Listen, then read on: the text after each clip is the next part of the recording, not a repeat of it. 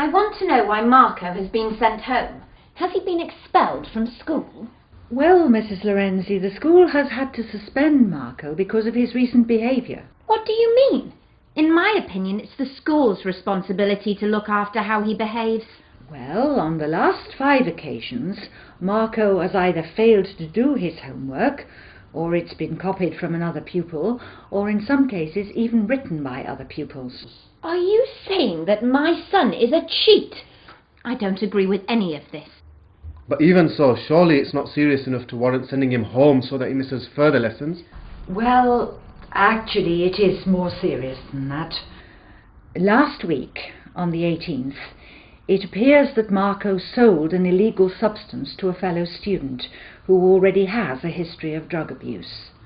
This pupil was found to have broken into one of the lower sixth form lockers. He was caught on CCTV and confessed to the crime, and then identified Marco as the person who regularly supplied him with drugs. Let me interrupt you there.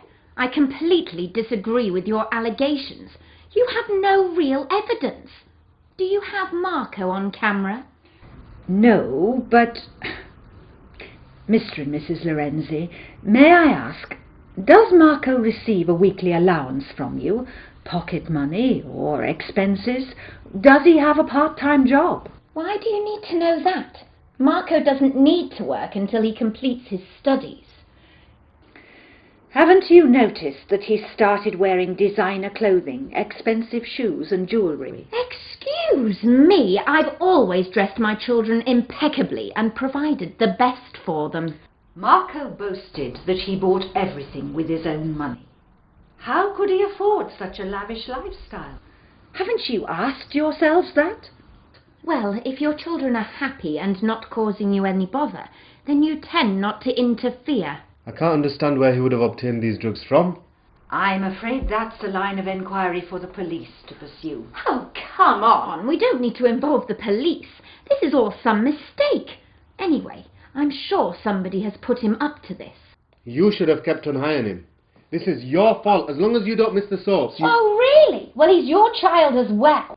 I have to be out there earning a living to support you. Well, if you were a proper father, then you should have an equal responsibility in looking after the children, especially the boy. You never take him swimming, or cycling, or to the football. That's ridiculous. How can I? You know I work Saturdays and most evenings.